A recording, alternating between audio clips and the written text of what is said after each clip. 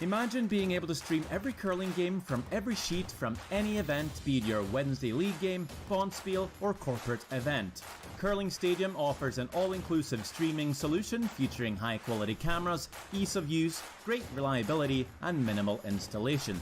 Offering your sponsors customizable ad space on your streamed curling games and being able to sell video packages to your corporate events for increased revenue. With Curling Stadium, you can stream to any device, be it your mobile phone, tablet, or computer. Push the feed to your desired platform, be it Facebook, YouTube, or any other social media. Curling Stadium is simply the way forward. Where it's commonplace in other sports to televise every game, we want to do the same. Curling is a global sport, and it's time it gets the coverage it needs. Make your curling club the next Curling Stadium.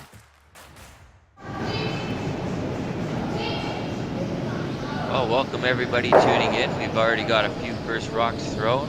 My name is Jeff Chambers and I'll be joined along with Jerry Gertz. We're here for the SaskTel Curling Stadium action at the S3 Curling Club and Swift Current, Saskatchewan.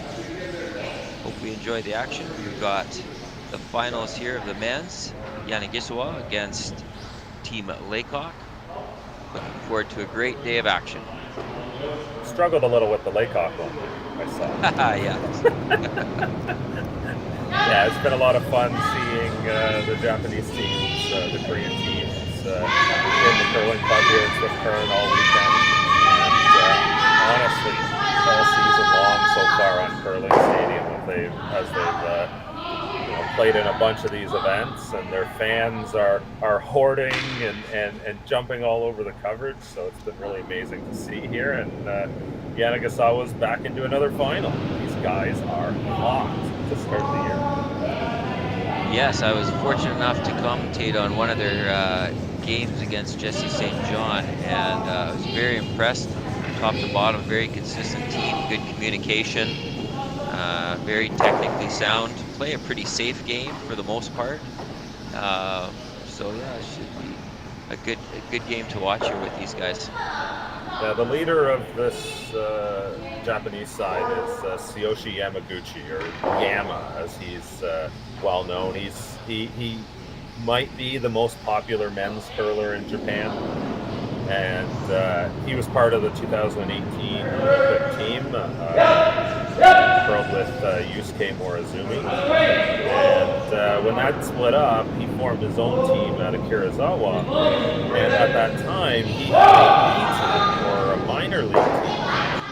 Called it his junior team, but the way it sort of worked out was there was a mix of athletes. But Riku Yanagisawa was the skip of that team. So now 4 years later, Riku is skipping Tsuyoshi's team. Now the second season. So exciting to see this team really pay off. They won the Japanese championships back in May, and their team Japan this season, they'll play in the Pan-Continental Championships coming up end of October. Super exciting. Yeah, you can tell they put their time in, and again, solid shooters, and their track records really showing. They put on a real big charge this year. They've climbed up a lot of world rankings from what I've seen just from this season alone. So they're on a hot streak. And yeah, the only thing limiting those guys right now is you're only allowed to count your best 2 events so far. So as the season goes on, teams can count more events. Because if a team like this played 8 events to start the year, and all of a sudden other teams have only played 1 or 2, you get a disproportionate effect on the rankings. But as it opens up, they're going to be able to count those events. So they've already banked a bunch of great results that you'll see them continue to go up the rankings as the doors open.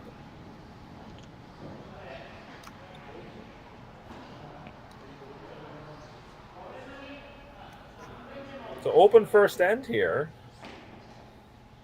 Definitely playing it a little safe. Yes, I've noticed a lot of the teams, very few teams really go at it really hard on the first end, even though a lot of times we've talked about teams just trying to get used to the ice and making sure new sheet, get used to the rocks. But one thing that Jason Broughton's done a great job of here this weekend and opening ice is having a great ice field right across. Talking to all the curlers, they all agree that they can perform a safe shot and trust the ice and trust the rocks that they've got to know, and they just got a great surface here to play on, and that's why we're seeing so many. Well, basically the top teams all getting through to the finals. It's the rankings have really come through, and they're able to throw those precise shots on this ice, and but typically we don't see much action until the second, and sometimes the teams will take a jump on the even ends to put a move on.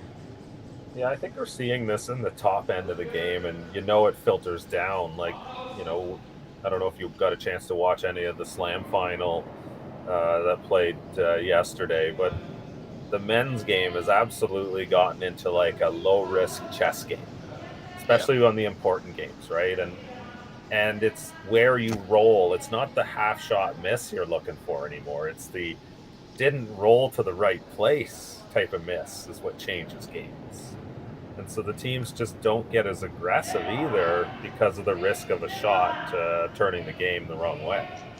yeah, and I think we've definitely seen that, even though there's a little pressure from the viewership, because the viewership wants. They want close games, of course, but they want to see some angle run backs. They want to see some precise tick-offs and some possibility at big events, because we all at home love looking at all the scenarios and going, well, if this rock hits that rock, and if this Yeah. comes off there, and if that angle works there.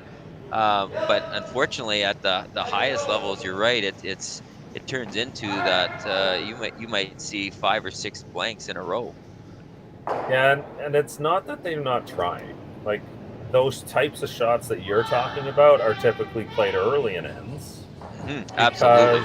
because the weapons these teams have, they can blow it up if they get into a bit of trouble. Well, So that's they try exactly a where little the bit. point was going. Yeah, for sure. They for sure in the second, third, and fourth ends, you'll see a lot of rocks in play early. And one thing that these teams just have the ability to is clean house if they don't like the looks of it. I played with a senior team here for this event, and of course our game throw a lot of rocks out there, get a lot of garbage going, and we played against the young Clyder team and had a really good game with them right up to the end.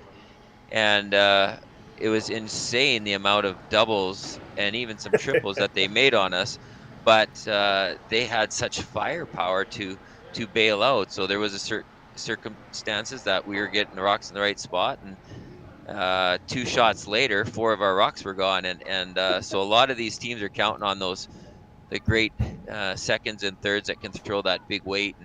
And you're right, though. If you get into it, it's amazing how they can clean house for the skip real quick if they want. Yeah, Jason Gunlickson and I did some work on analytics some years back, and one of the things we talked about was like, I was predicting it, someday soon we're going to see double center guards in the first end. And Slam final yesterday to start double center guards in the first end. The problem is it still was a pretty open end, and it was a blank at the end of it. So, they're starting off with that aggressive play, and then, when it leans a little bit the wrong way, they clean up the mess, and there's the blank end. So it'll be interesting to see how the game evolves from the skill, because every rule change that has come has been because these teams and players keep getting so good, and the ice conditions keep getting so good.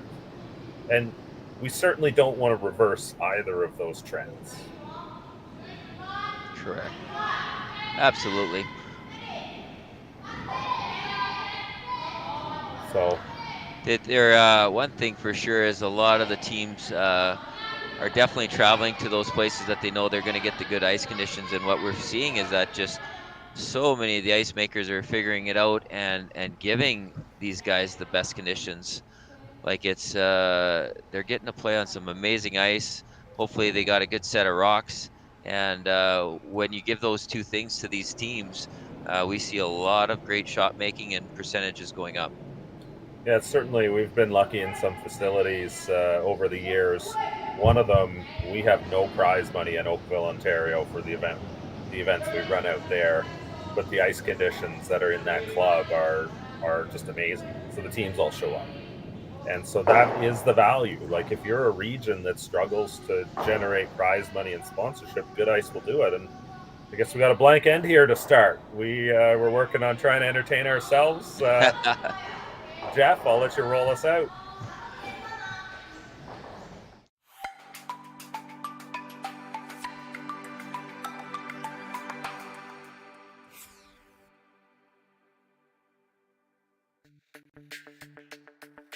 We're for agriculture, for growers, doers, whatever it takers.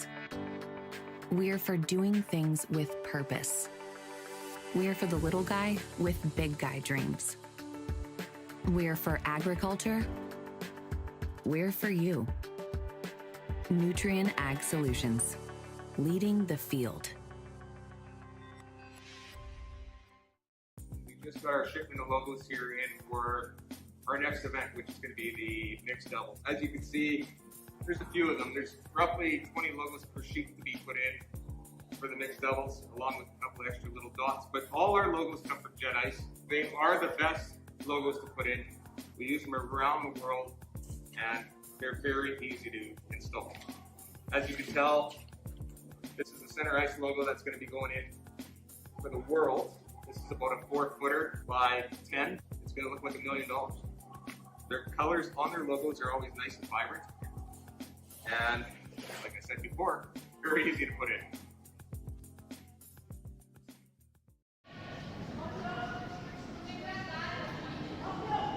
All right, we're back in action. We had a nice, solid played first end, very safe. Had a blank first end that we're used to seeing in competitive curling now. Now we're moving to the home end, where teams like to sometimes take a little bit more risk on the even ends to try to score the deuce, especially that with the hammer. So, see what happens. Looks like this draw is a little bit deep by Braden to the back of the house. Hey, I love it. It's the Donnie B3 special back here. You know what? It's the best place to go. Steve's smart. That might be on purpose. They're not taking any chances. They're going to follow him down there. I think they're going to peel it out. Well, I guess they don't like rocks back there in the back 8 either. It's softer weight. Okay, he's going to play like a soft weight hit on it. He wants to remove it out. Yeah, I think they're trying to get up to 3/4 of this and just bounce off onto the center line. Yeah. I don't know what the defense to this shot is. And here, let me play this out for you, and for the listeners at home as well. So that rock went behind the tee line. Let's say these guys come down and freeze to it. Steve comes down and freezes to it again.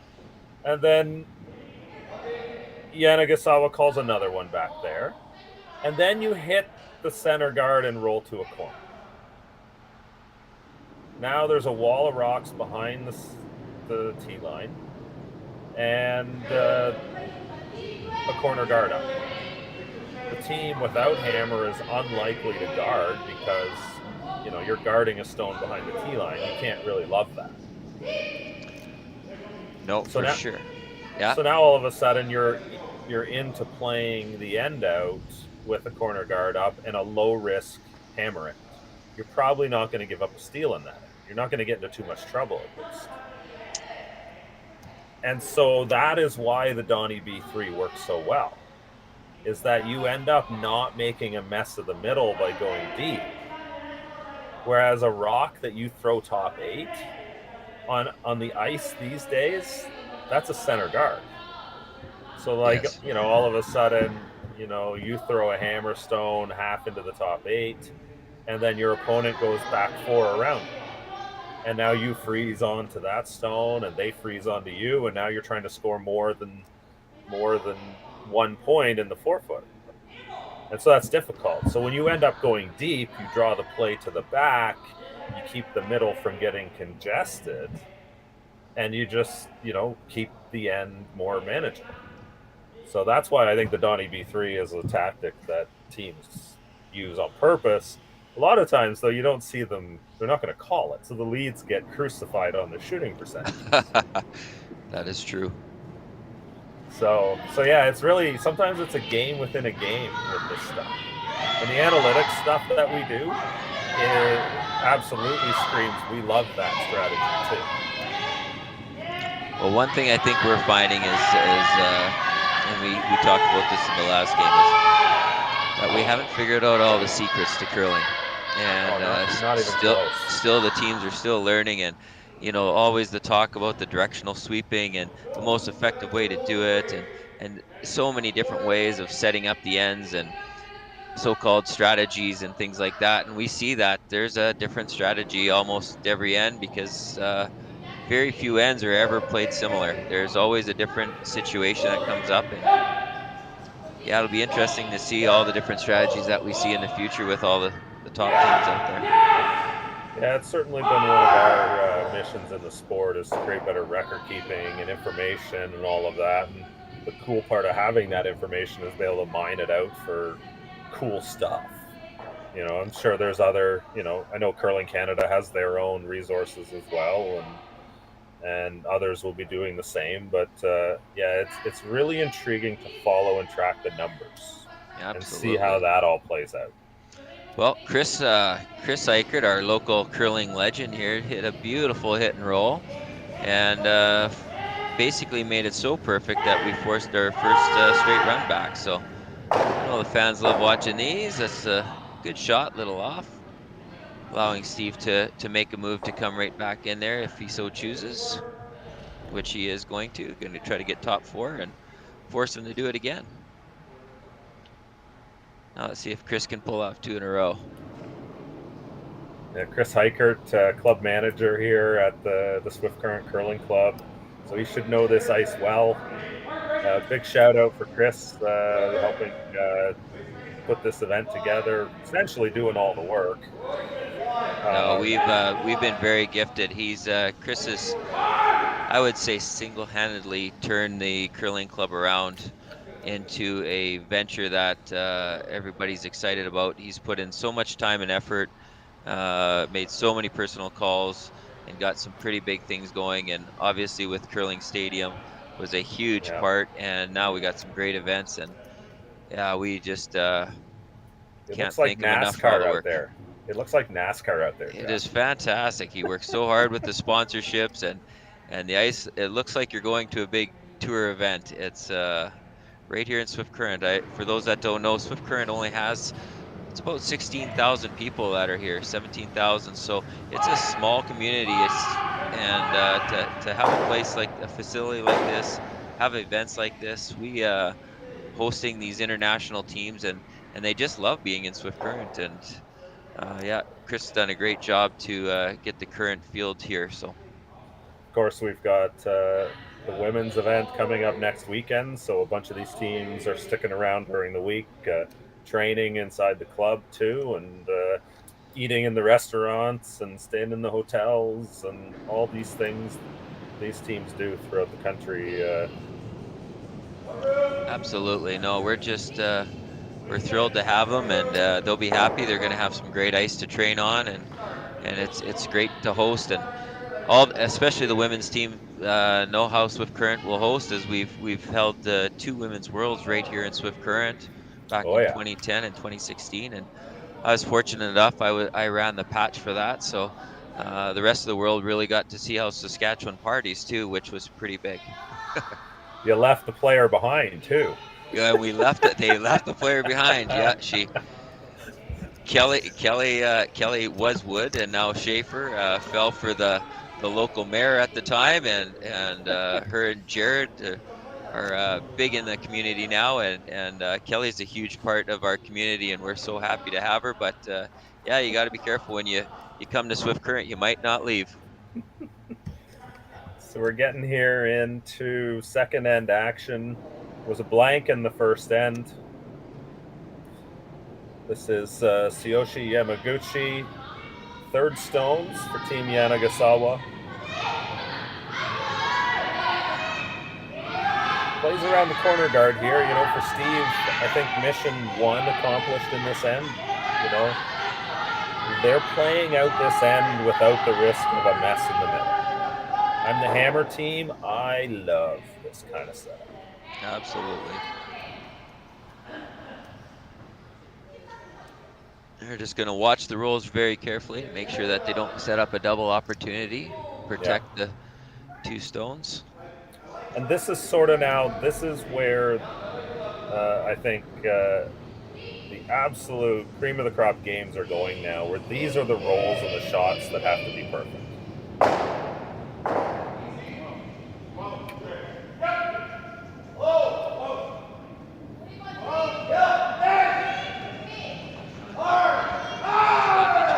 Over there, and Chris on the inside trying to hold that line. They wanted a little roll, and unfortunately it came up on him. I think he was a little light on the weight that he wanted with that one, so gives an opportunity now to take both out. So a little bit of an unforced error there by Sean. Yeah. And you know why they're not taking the risk? Because a small mistake was made there, but the double is possible, and then the blank end will come. And what that means, Laycock gets to try again, right? So there's no real harm in the mistake at the end of the day. Exactly. It's just missed opportunity.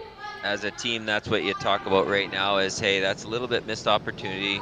Work on the communication just a little bit, because something was missed there between the sweeper call or the thrower's call, or maybe just a misjudge in the ice. So they'll just want to make sure they figure that out. And looks like they're going to get a break here. And get it back. Opportunity back. Exactly. So. But I think sometimes that is why you see the game being played the way it's played. I see a lot of people talk about banning blank ends, meaning you have to take a point, you lose the hammer. Correct. The problem with that strategy is you take one of these best of the best hitting teams, and if I told you they had to make 3 doubles and you couldn't score more than 1, you get 2 corner guards in play. But if you go and bury one under, they'll make a double on you. Mm-hmm. And then they got to do it again. The way these teams can make runbacks and roll the shooters with massive weight, that if you don't throw it perfectly in line, they're going to make the double on you. It's just going to make it boring the other way, because there's no... If a team is good enough to run you off the sheet, they're going to run you off the sheet. And a team without hammer can do that to you if you are forced to take one. So that one is really concerning to me as a risk. Yes, I know they're looking at a lot of different ways to adjust rules, and they've done some experimental events as well. And yeah, there's always a reason for it, and always a downside as well. There's you're gonna have to have guys playing the devil's advocate to truly get an understanding of what they need, but. Well, Steve there with a nice solid shot there. It's definitely, we can see it sets up a double opportunity, but it forces him into playing it, and he has to make it. Otherwise, it should be a pretty straightforward deuce. So right now you're looking at mission accomplished, and you're just hoping for a little bit of a jam or a slight miss and take advantage. It's all about precision shot making here. Riku Yanagisawa of Kirizawa, Japan. He liked it out of his hand, and then you can see the look on their face. Just they thought they had that one. It looked like it had curled enough, but there's a little bit of drag on that rock that came back on an angle a little bit differently than they thought. And yeah, now they have an open draw for 2, so should be a great start out for Team Laycock.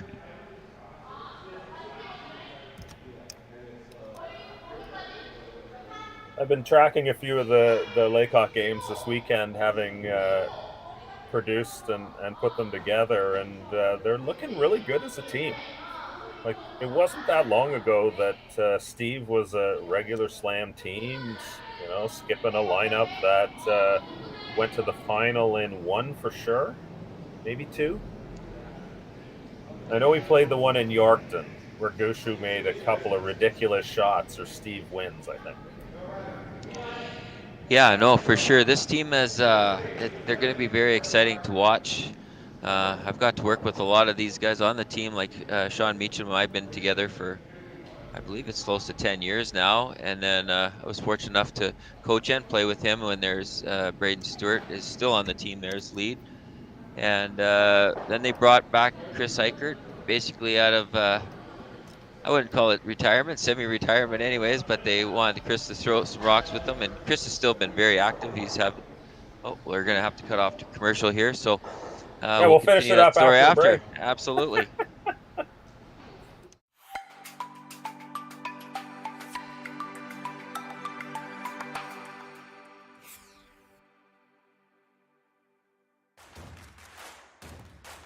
Imagine being able to stream every curling game from every sheet from any event, be it your Wednesday league game, bonspiel, or corporate event.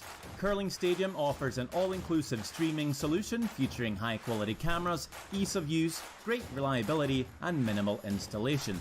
Offering your sponsors customizable ad space on your streamed curling games and being able to sell video packages to your corporate events for increased revenue. With Curling Stadium, you can stream to any device, be it your mobile phone, tablet, or computer. Push the feed to your desired platform, be it Facebook, YouTube, or any other social media. Curling Stadium is simply the way forward. Where it's commonplace in other sports to televise every game, we want to do the same. Curling is a global sport, and it's time it gets the coverage it needs. Make your curling club the next Curling Stadium.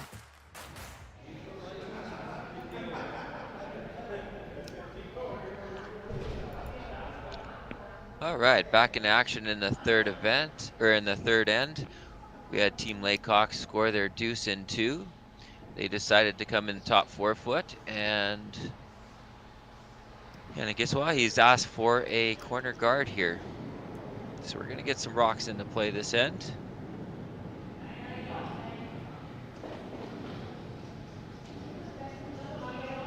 Yeah, first one in strategy. Generally, we'll get that corner guard going up.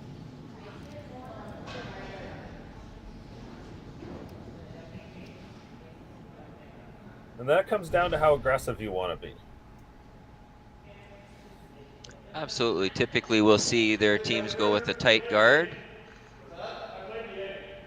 or come right up to their one and maybe just tap that back just a little bit to top button, but they're going to choose to go to just out front of the house into zone 3, as they would call it, for area. One of the other things that you can watch from these teams is where they put these corner guards.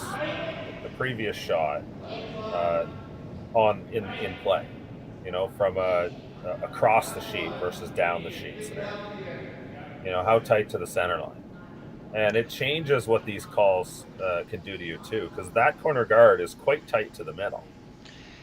Yes, the old style of when we started, the game has changed a little bit. When you used to throw the corner, you used to really throw a corner, you used to get it out of the way so that you could open up your line so that you would have in theory, a draw to the button for your last shot.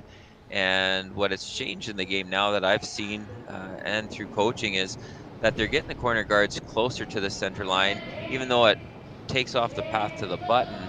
The teams are very comfortable at thinking that they're just probably going to be running those rocks back now. They just got so good and accurate. So it definitely has changed over the years in the style of where you put those corner guards and how you place the ends. So there's a great shot from Koizuma there. Koizumi? I'm going to have to get the spelling there. But that center guard went too tight. Like all of a sudden now, by putting it there, the hit and roll was left that they could roll into the rings, and then now this leaves the option that Laycock's team is all of a sudden chasing here early in the end for no reason other than where that stone ended up.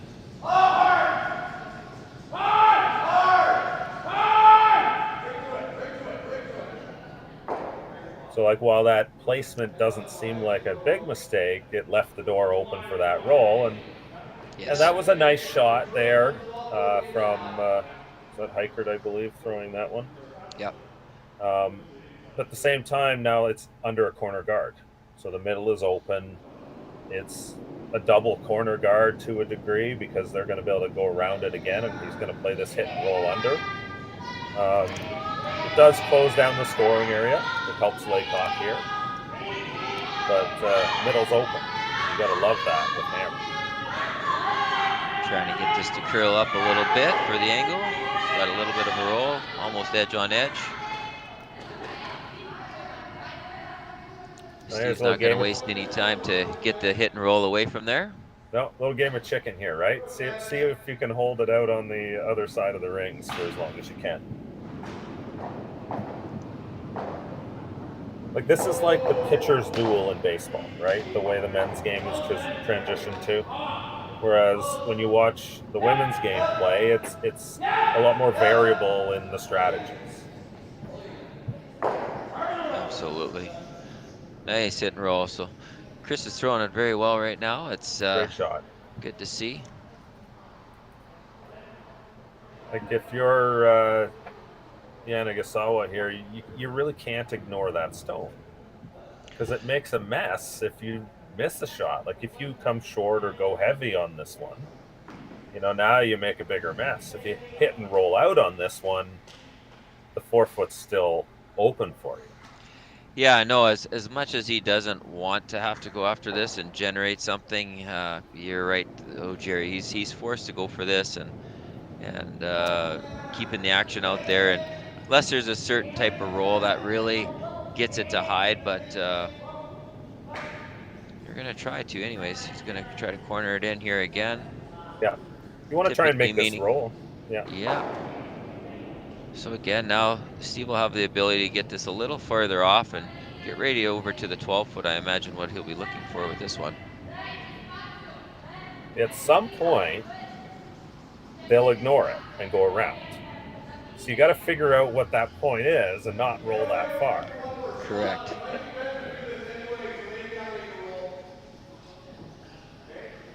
Because every time you make one of these hits, you also move further up in the rings too.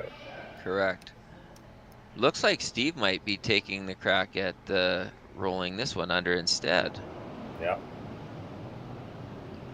So Sean Meacham, a great curler that's played a lot of big events and very well known, well, right across the country, but especially here in Saskatchewan the last few years. I got to watch him win the Saskatchewan Mixed Provincials last year on this ice here in Swift Current on Curling Stadium. So, yeah, I've certainly seen a lot of Meacham's games this season, and definitely shows his chops. Absolutely.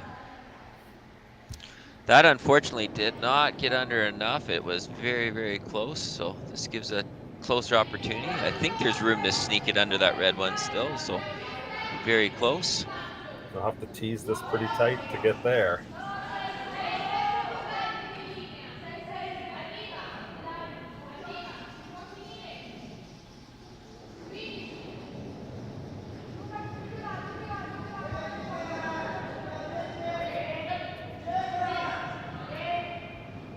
Looked like it was an early sign that it was a little heavier than they were expecting, but it looks like the line is fine. Trying to get it to curl up. Slight roll just under edge on edge. Yeah, that's the type of shot. It's not quite, all the way under, but what this does is Steve's going to hit this, and it's going to be really hard for him not to roll too far. Right, too far away. Yeah. And then Yanagisawa is going to call the draw around the middle likely, and then they're going to get there first. And then we'll see the play go around the corner. It's just like slight improvements to your situation.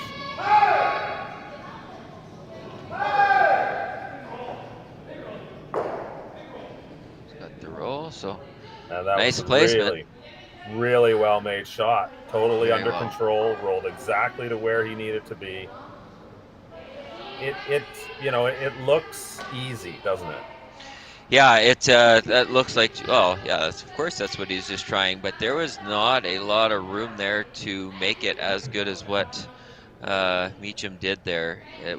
That was very easy to hit less of the rock and, like you said, roll way over into the 12-foot. Which would have been the typical shot, but that just shows the preciseness of good communication throughout the team, and they knew exactly where they wanted to hit it. And good throw. Yeah. So now the roll under attempt. That's going to go a little far, but still very good shot. Still Shot showing zone. about three quarters. So Steve has to deal with this, he might want to come down and just do a little draw tap. Yeah, it's open enough. If he wanted to throw weight at it, he could pick it out too. Steve's the touch player, though. I think he's going to throw a little bit of weight at it.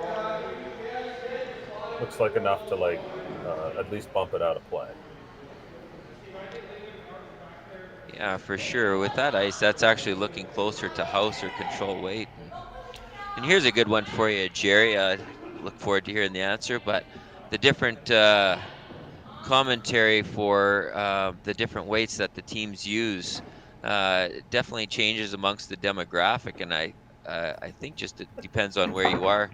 But calling it control weight compared to house, whether you call it bumper weight, whether you call it board weight. You know, that's something that we've run into with the way we're doing broadcasts. Because you got to think about it. We're throwing people into the booth. You know, the way I like to call it is, a conversation among friends. We're not serious curling commentators. We're just here to talk about curling and have some fun and watch a curling game with everyone. But people are coming from different places, right? So, we have Mark Nyo from Oklahoma, who's done a bunch, and Jason Chang from Toronto, and lots of people from all across the country. Everybody brings different cultures to the sport, and they're exactly what you said. Yeah. It wasn't until I came to, I originally was from Manitoba. I did all my junior curling there and didn't get serious into the game at a higher level until I was in Saskatchewan. And I just remember, coming, and all of a sudden I played with Max Kirkpatrick and Sean Meacham here, and right away Max throw me house weight, and I'm like, and house weight is what? Like control, like I figured out it was control. So it's like, well, I guess it just depends on where you're from on what terminology you use for that. I know a lot of teams went to the timing situations where they'll say throw me a 9 or throw me a 10, which is a much more generic term to use. But yeah, it's very interesting to listen to how simple terminology can be different. Yeah, it's some of the idiosyncrasies of our sport. All across the country, there's a little different things in the way curling clubs do things. So, well, this has been a good exchange of rocks here. Steve just knocked through on that first one, and they followed him down and left it in the open. So Steve can get a little bit under it. It's the precision shots back and forth. Good. They're making so many great shots here. And yet it seems like such a simple end. But this is why this is not going to be a blend. Correct. Or so we think so far. Well, unless he buries this and he decides to do a run back on his guard, but just can't see him pulling off that shot. Some teams might take a crack at that.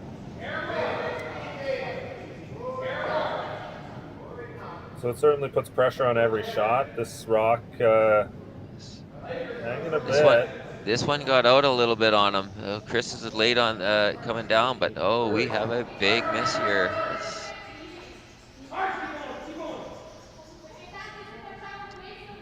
Well, that will become interesting decision now. So now all of a sudden the straight run back is for 2.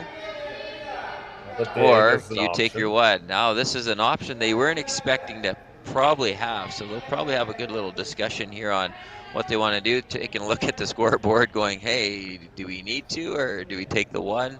Is it worth the risk? Because you take that risk of going for the 2, which is not an easy shot. I mean, they've made it many times, but you lose that 3rd point and you go down by 3. That's a big swing. How much are you going to make that? These guys, their level, I would say that would be to hit and stick. I think that would be a 60% chance, pretty steady, and making it disappear and getting 1 would probably be closer to an 80%, I would say, maybe 75. Just getting 1?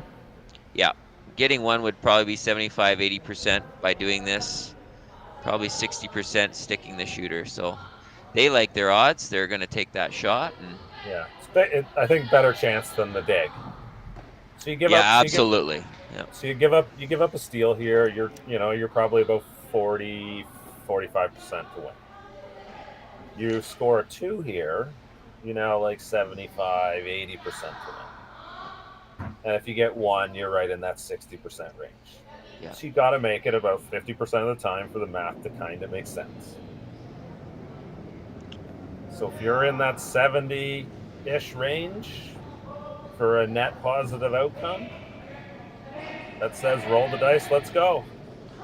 Well, they are very close, and looks like their gamble paid off. There's the deuce. We're all So tied up. all tied up at 2.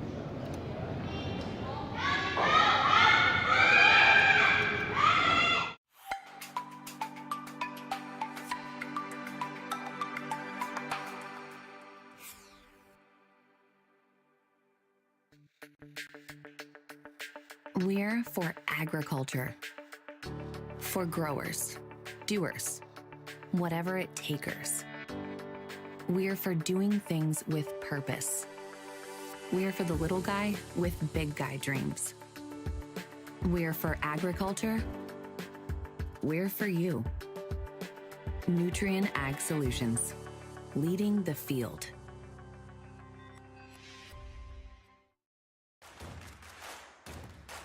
Imagine being able to stream every curling game from every sheet from any event, be it your Wednesday league game, bonspiel, or corporate event. Curling Stadium offers an all-inclusive streaming solution featuring high-quality cameras, ease of use, great reliability, and minimal installation. Offering your sponsors customizable ad space on your streamed curling games and being able to sell video packages to your corporate events for increased revenue. With Curling Stadium, you can stream to any device, be it your mobile phone, tablet, or computer. Push the feed to your desired platform, be it Facebook, YouTube, or any other social media. Curling Stadium is simply the way forward. Where it's commonplace in other sports to televise every game, we want to do the same. Curling is a global sport, and it's time it gets the coverage it needs. Make your curling club the next Curling Stadium. Oh boy, we had a fall. Looks like it didn't hurt too much. He's right back up, but face might have turned a shade of red there after falling down. We always do as curlers. Gonna shake the leg off a little bit. He felt it a bit. Big old smile on his face, so I guess we're gonna be okay. Yeah, all tied up at 2 there. A bit of an uncharacteristic miss out of Steve Laycock is really what set that off. Yeah, he'll be a little bit disappointed about that. Pretty straightforward shot that just got out of his hands, got a little wide at the beginning, and they weren't able to get it around. So yeah, a little bit of a costly miss as they had a pretty much good force on for the 1, but just lost an extra point than they wanted to. So they'll be bouncing back and ready to go. And there's a beautiful shot by Braden Stewart to start it off right on the top 4 buried. So get some action going. So here we go, this time around the center instead of going deep.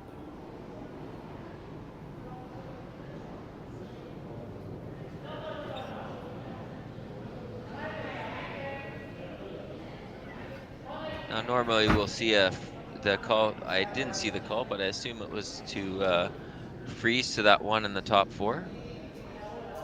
They're having a good look at it here. Looks like it's a real nice one. They're waiting for it. Going to carve it in right at the last. Nice touch.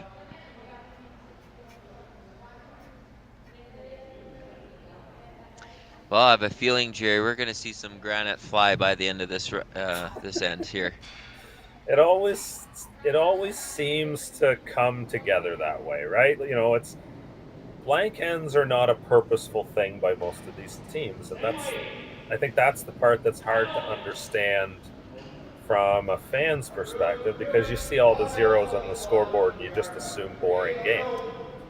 But they start out like this, where the teams keep going, and if both teams feel good about the game of chicken they're playing, you end up with rocks still in play. But if one team feels out of whack, they're just going to blow it up.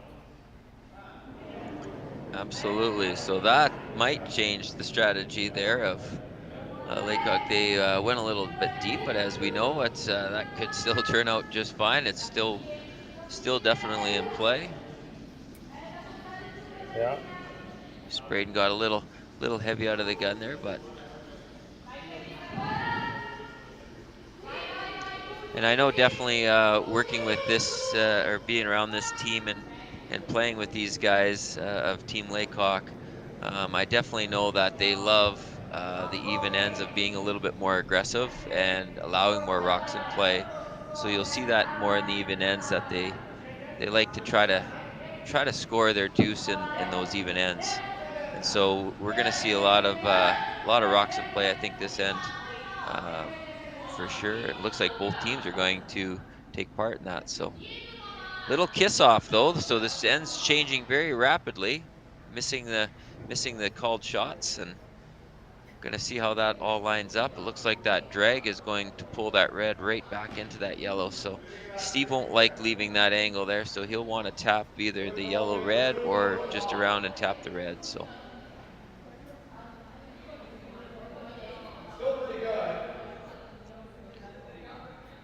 he's just seeing right now if he has enough, because he'd love to play that with weight, because I think he believes that red will drag right back onto the yellow, but just seeing if he can see enough of that yellow rock to make that kind of shot. But Yeah, looks free like right they've in the changed. pocket there. Yeah. Yeah, looks like they've changed their mind and going to the other side here.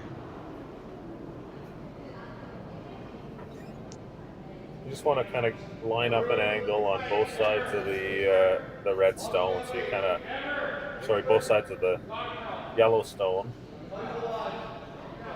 so you have the angle on both sides, right? I think they've got a great one in here. They're both happy with the weight and the line. So typically when they both, the sweepers and the caller, get along, you're going to get a good shot. So that's exactly what happened there.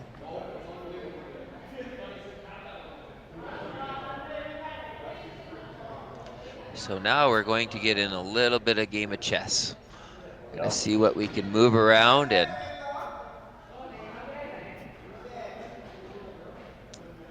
I don't know. It's not great for Yanagisawa right now.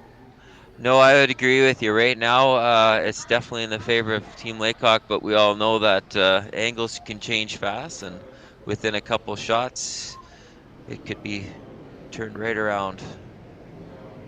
Needs the right weight here to get enough curl around the guard and hit this thick enough. Looks like he's a little wide on this one. They're starting to angle sweep quite early in the pass, so they're going to really try to curve this over. Looks like he's going to get enough to move it around a bit, but not much. No, just got it outside there, and they just, I think, a little more weight than what he was asking for. He just wanted to move that to the back four, which would take no more than hack to do, and that was closer to board. So just a little miscommunication. Yeah, that one was the miss is terrible. Right? You know, it's one of those shots where I don't know if they looked at how bad the miss leaves them. Because now a hit and roll under, and Laycock's really got this end lined up well. Yes.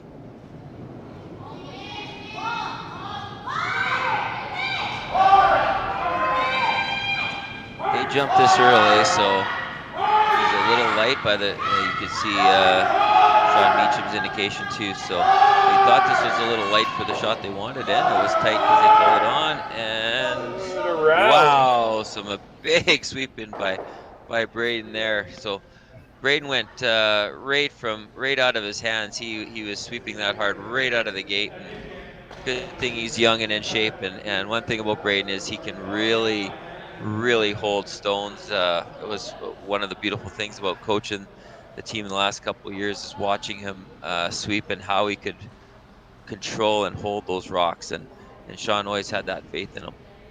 Of course, Braden Stewart, also one of the top mixed doubles athletes in the province as well, playing with.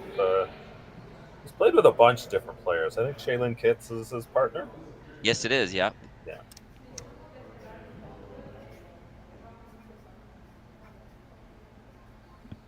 All right, Tsuyoshi Yamaguchi here now has a mess to clean up.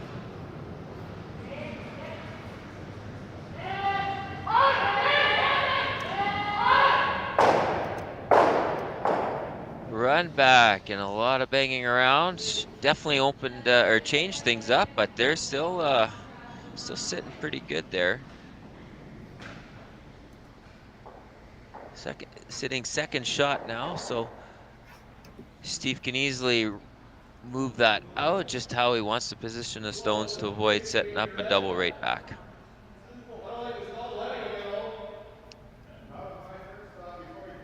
Sorry, Laycock with the hammer here, just in case you're wondering. Had that marked wrong for a little bit.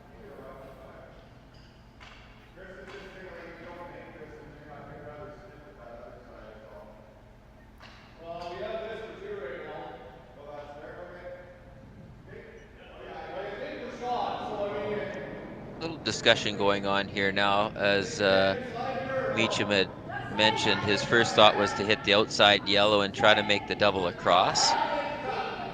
They're looking like they're... Yeah, you know what? With the finals, it actually comes out pretty good in sound. So let's listen to them a little bit more. Like, it's something we lose track of during the event because the way we have to wire the facility and set up our streams, having player mics is adds a lot of challenges for now. So, when many games going on, you can't actually hear conversation, but when we get down to these 1 or 2 games out there, you can kind of pick up the conversation with the great wiring job that James Gordon's been putting together. So, and as I always say, Sean Meacham throws a meech and makes a beauty there. So wonderful across house double, and now sitting 4. So in great shape with the hammer.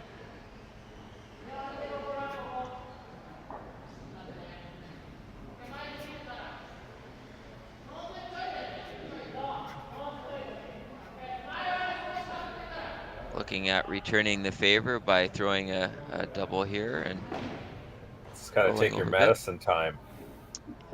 Yes, right now it's there's going to be a little bit of worry when you see that many rocks in that situation, and that lone yellow guard out there unfortunately isn't protecting a yellow one. So no, it's kind of getting in their way right now. Right now it's in their way, correct. So they're going to try to make a couple red ones disappear. Like he threw a little more weight than he probably needed here, but let's see how accurate it is. The third looks one looks like a jam. I was gonna say with that, I don't know if he really needed that much weight for that shot, and had to get more towards the inside and just barely missed that yellow guard to make the shot. Yeah, be more precise if anything, right?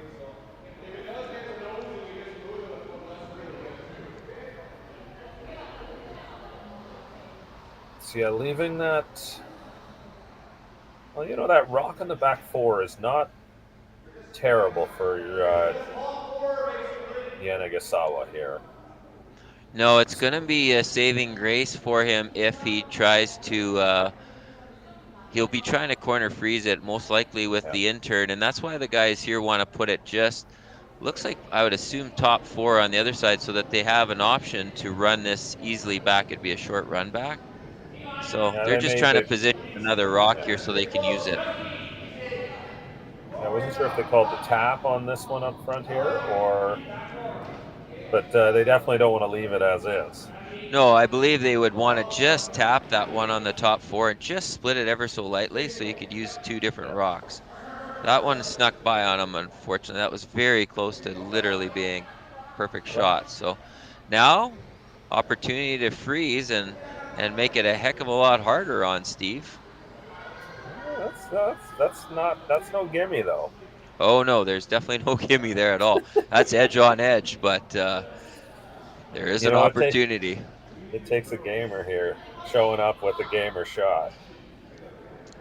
But here's the problem though. If you're ever a little bit wide, you only corner freeze on it. Steve can pop it on the nose and probably get 4. You're a little tight, you rub off the top one and hit 5 probably. Yeah.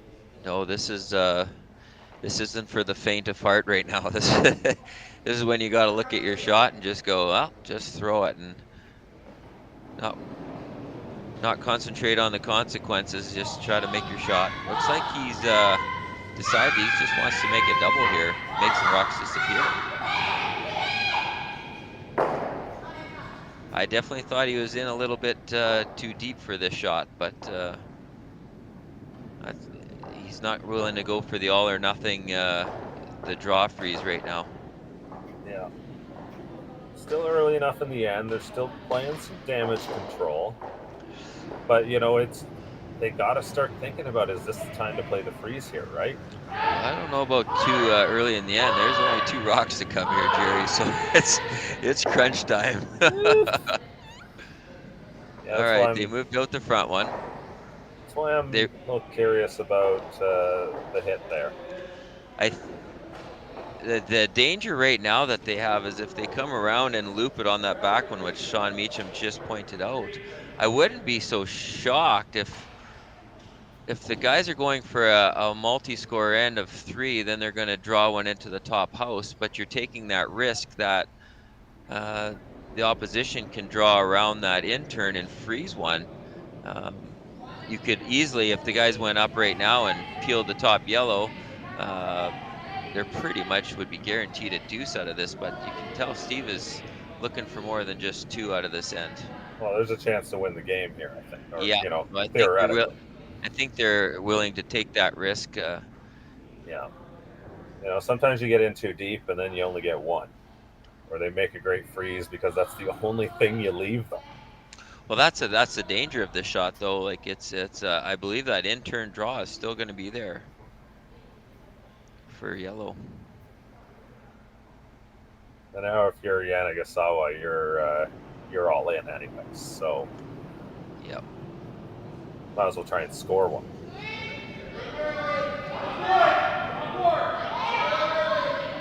Looks like you got this started out a bit. Hopefully the weight will be good and they can bring it in.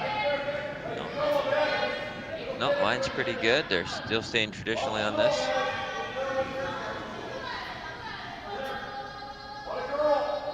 They don't want to cross over their rocks here. Want to make sure that they can still use that to, if he does manage to draw one in there on the in-turn, that they can still use that to slash it out. Well, they're looking at removing a triple here.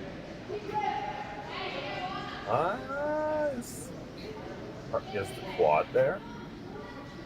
It's close, but I wonder how that third stone will fly, whether it will go sideways enough. Yeah, it'll definitely push it into that direction, but it'll be pretty hard to get all the way over there. It's got to hit it just a hair on the inside on the center line side.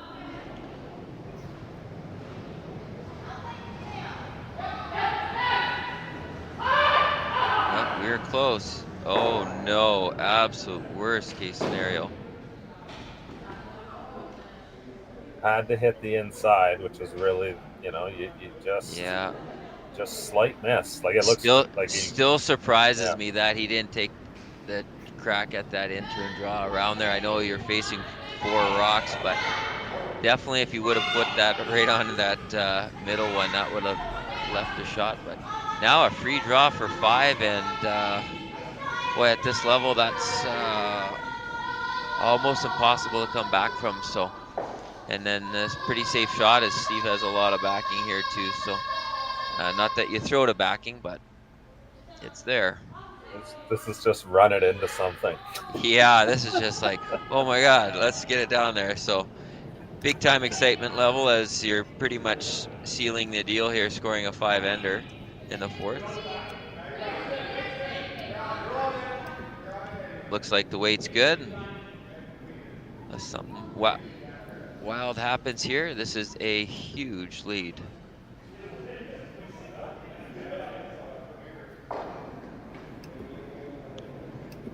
(7-2) going into the 5th.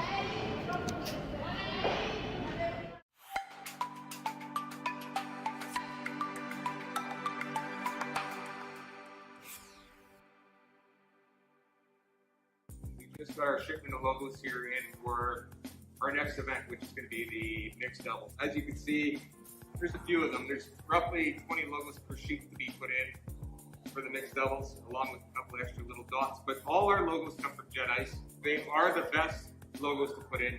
We use them around the world, and They're very easy to install. As you can tell, this is the center ice logo that's going to be going in for the world. This is about a 4-footer by 10. It's going to look like $1 million. Their colors on their logos are always nice and vibrant. And like I said before, very easy to put in.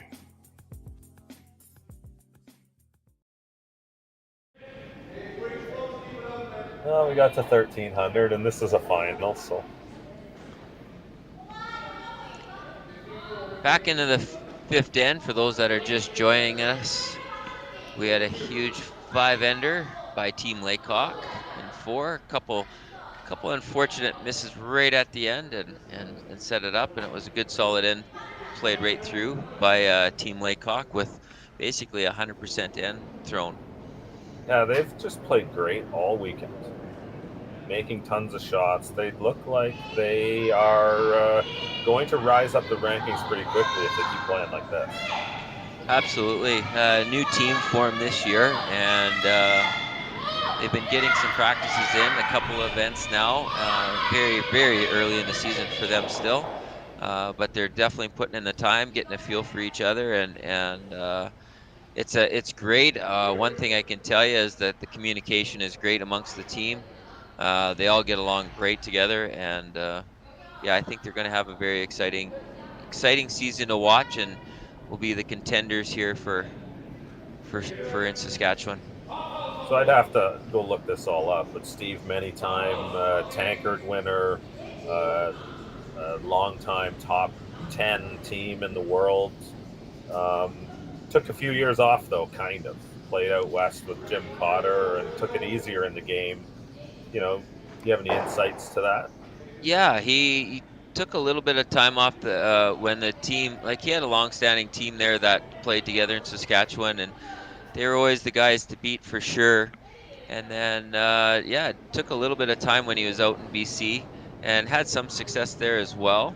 And when he came back to Saskatchewan, he kind of joined up forces with some other team just to get a feel for what they wanted to do, and then just a little bit of talk with Meacham in the off season, and we knew that all the teams were kind of moving in different directions and being an Olympic curling cycle, and they decided that they would get together and give it a little run here for a couple of years to see what happens. So that's kind of how the team came together, and Steve's experience and his respect for Sean Meacham. I mean, Meacham's been known as a great thrower, and he's been in a lot of different roles as far as positions, and most recently skipping. So Sean had to really decide whether he was going to go back to sweeping a little bit again, and he's worked hard on his body for sure to make sure that he could do the sweeping and maintain it. So he's in really good shape right now, and yeah, it's going to be an exciting team to see what happens for sure. You know, this is my favorite part of following the tour is the stories that play out, right? You know, like a Laycock who used to be you know, at the top, and sort of the pathway that's gone through, and players like the Sean Meachams of the world who are known regionally, but they don't get seen outside of the province or the area, right? Correct. Yeah, some really good talent there that just you know, it's tough to do all the traveling too, and it's hard to get the invite into the slams. Like once you're in there, you're kind of in there. So it's looking from the outside, it's not an easy place to get into. So you got to take advantage of these type of spiels and earn some points and get some wins and eventually get your invite in. And then from there, it's just need some successful wins at some slams, and then you're set. Yeah, it's really become hyper competitive at that 10 to 25 range in the rankings, where the international teams are all fighting for spots into the slams, and it makes it tough on the young Canadian teams. Absolutely. So with a 5-shot lead, we don't normally see it. Well, you don't really want to see that many rocks in play, but I know they're all red in the house, but the guys are going to give them full respect yet and figure out a way to make sure that they clean the house the best they can here. So they're looking at angles right now, and Like Steve could put up a guard in the middle and try and just end this thing, because it's going to be really hard for the opposition to score more than one in that scenario. But you don't need to. So you're going to peel here, right? Absolutely. Well, Chris is going to change things up a little bit with that throw, but sure. got rid of the corner. They thought they were going to miss, but little tick in a wick, but it does open up the triple there too. Yeah, he might want to take advantage of moving some rocks. I don't think he's going to hit this very hard if he does play that. Typically, the draw around the corner will be the first play. And oh, sorry, I had the wrong rock colors here. Yeah, sorry. He might want to maneuver the Reds a little bit here just to change those angles and to move them back behind the tee line. But they're going to go straight draw for right now. The thing about those red stones lined up the way they are, they do move around and splash around the rings pretty nicely once you do make that choice. Correct. I had the wrong team throwing them in my head. Gotcha. Well, that would be a factor then. It's been a long weekend. Lots of curling.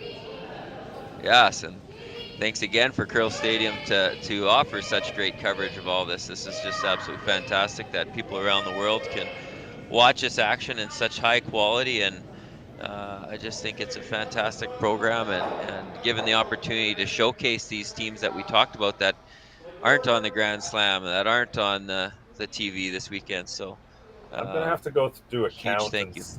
You have to go do a count and see how many Yanagisawa games we have, but I think it's north of 20 now already on the season. Well, It's huge fan fun. base, and yeah, great to have them on there, and playing great under to the have corner that here. coverage. Yeah, playing under the corner here. They are. So they're just going to throw another one in there for fun, right on the button. Wow. So right about now, you're just wondering, wow, here we go. They're definitely going to have to move some rocks back, get something behind the tee line. He's like, do we go here, guys? Yeah. I don't think that was very committed. It's like there's just, there is definitely, the shoulders are not sitting as high. They're a little shrugged right now. Yeah, just Laycock's team has really just showed up today with shots like that. And Yanagisawa's team a little bit just not quite up to the same level right now. Of course, though, it was Steve who had that miss a couple ends ago. Yeah, I was just gonna say, like the team itself played really good, but Steve had a big miss there in end number 2. But other than that, obviously solid play. Chris, maybe with a little bit of shaky slide there. The legs are definitely getting sore by now. I know when I talked to him, we're comparing how sore each other's bodies were from all this curling, and that Advil is our new best friend. But yeah, that one got away from him throwing the up weight. But for the most part, if you're keeping track of shooting percentages, they're definitely going in the favor of Team Laycock today. Like as a team, top to bottom, they haven't been matched today. Yeah, just rock positioning, everything. That the only reason that one probably stands out is that might be the only one. Yeah, correct. Yeah, Ed. Yeah, absolutely.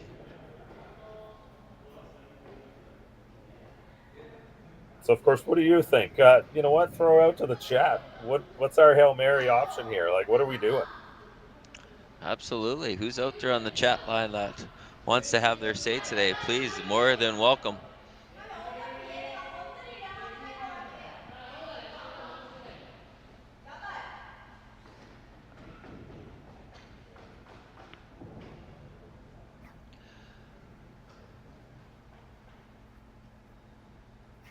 Wow, this is an interesting call here.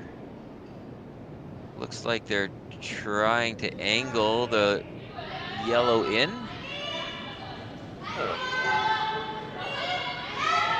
Well, the whole idea is probably to just break that line up, right? Yeah, I think that's what you're trying to angle it over and leave their yellow in the house. They're going to roll it in, and looks like a successful shot here. Yeah. Yep. Creative play. Leaves a corner guard up that they can use.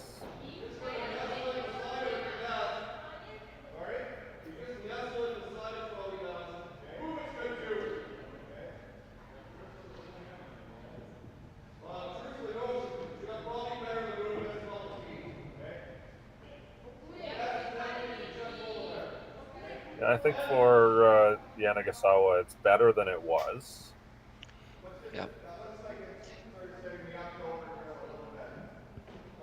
Yeah, we're catching some of the voices so you can listen to some discussion and the communication. Again, I said that I'm very impressed with the guys and how they communicate to one another and let them know what they're thinking or seeing out there without being overburdened with each other. But Chris Hard in the sweep, trying to hold the line here.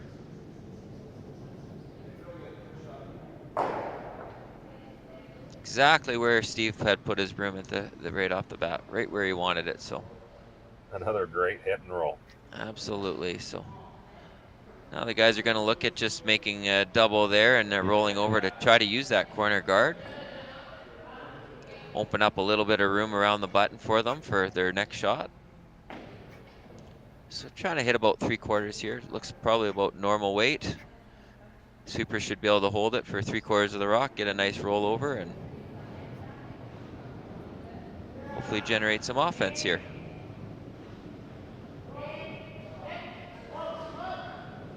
They're very close to where they want to be. Again, the best thing you want to hear is yes, no. That was a great shot. Moves it off and gets 3/4 buried. So fantastic shot there.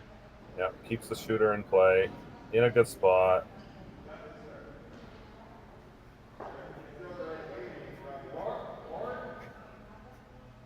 So Steve will have a choice here. They're going to discuss it right now, but he can pick that out as he sees probably about 1/3 of the rock. And again, not the end of the world if he does come up and hit that top guard. He'll roll into the house or across, and then it'll be wide open. So yeah, it seems both these teams are good with that low. I think they're throwing that board kind of weight or something like that. I'm not sure if that's what I heard there. Yeah, with that ice, I would say board for sure. And, they control it so well with the sweeping now too. Yeah, especially you got Braden on the inside of this one, and just like I said before, Braden has a very good gift of being able to hold the line, just as good as most. Really good sweeper. We hear that from a lot of teams that we've played against, that the sweeping was always complimented. Oh, nice. Well, this one got away. Let's see, got a good shot there, and enough to move it out, or close to it anyway. 100%. Accomplishes the goal. Absolutely. Steve just didn't lean enough on his sweepers there, with that weapon in Braden. Yeah. He just left it a little bit on the edge, but it was still just enough. I think that Chris just didn't lean on that enough. We'll have to talk to him about that. He's got to put more effort into it. Of course, that guy's going to be running on fumes at this point as well. Well, no one does it better. He's a very active person, firefighter here in town, manager of the curling club, active curler, and he's busy with a couple of his young girls too, and chasing them around, and they stay very active. So he's used to going full throttle.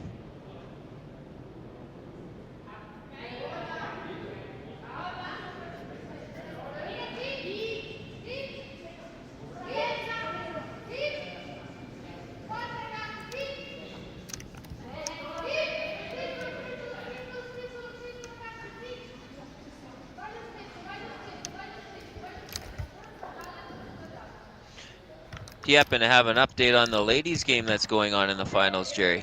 Yeah, I'm just trying to find out myself.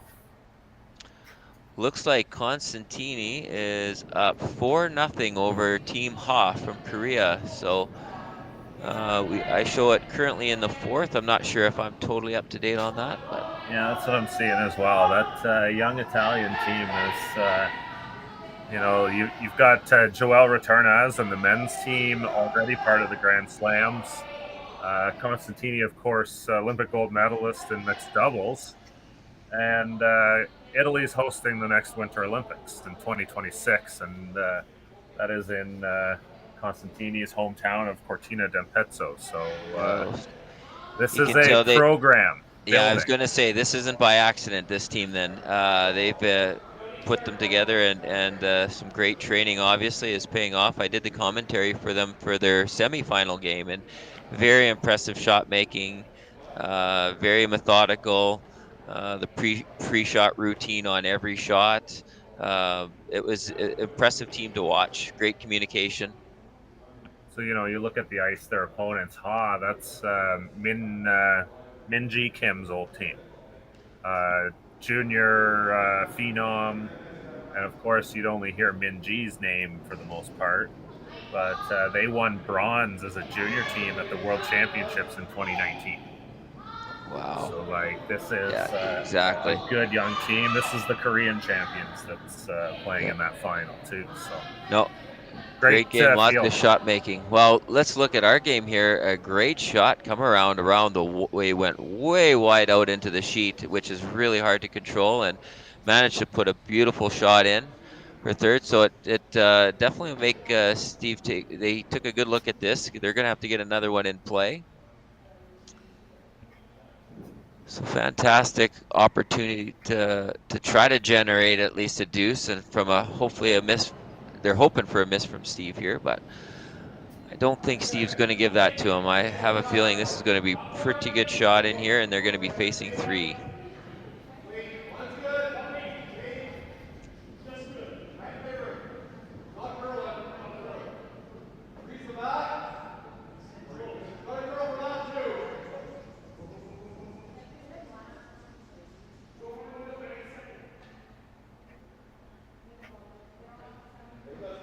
Good shot. So sitting one and I believe two, but sitting one, but basically did what they needed to do, which was guard up that one on the center. Yeah, I think it's probably two, but you know what? No guarantees on the accuracy of these cameras. But regardless, is even if they have, yeah, it's pretty fantastic though. Really good look down. But now even if you make the double, it's so they got to figure out somewhere. Can you make a triple and still stick? And it's just not you gotta run the corner in. Yeah, that's what they're having to look at and try to move that one off. That one stick, and can't you get the corner in and stick it on the one on the button? Like, is that not there? Like, it's really hard. That's pretty close, but I think why they're looking at that top red one is I think they think the red one is second shot. Okay. Otherwise, yes, for sure they would. I believe they would have just went for that because it looks from our angle that shot is there. But yeah, when they looked overhead, I believe that shot they just threw, the red, became second shot. So I think they have to figure out, can they hit that? But if they throw a haymaker down and catch, oh my God, a quarter of that yellow rock and get it right under the nose, right where he's looking now, it will spin off that red one and it will get some things motion. But this is a Hail Mary. This is when you want to make sure we got the record button on because the playback will be fantastic if this makes it, and it'll definitely make the highlight reel for years to come. Here we go. So, let's see it. I kind of want this to really happen. Give it a good call, Jeff. It's all yours. Yeah, let us go. Well, first of all, throw that rocks. Load up, go. Here we go. Gonna have to give it a push, which he did. So no lack of trying here. He's got a curl. Got a curl. Nope. Well, hey, guess what? He got them all moving. Valiant effort. But that's going to be the ball game at a 9-2 finish. Congratulations, Team Laycock, on a really well played. Thanks, Jerry, and thanks to SaskTel Curl Stadium and Swift Current for hosting a great event. Yeah, thanks, Jeff. Really great to have you on for commentary as well, and thank all the fans for tuning in. jump over to the women's game. Still going on there. Hit up the Curling Zone YouTube or CBC Sports YouTube. Both are playing both finals. So thanks again. That was Jeff Chambers who joined us for a few games this weekend. Really enjoyed it, Jeff. Thank you very much. Anyways, take care.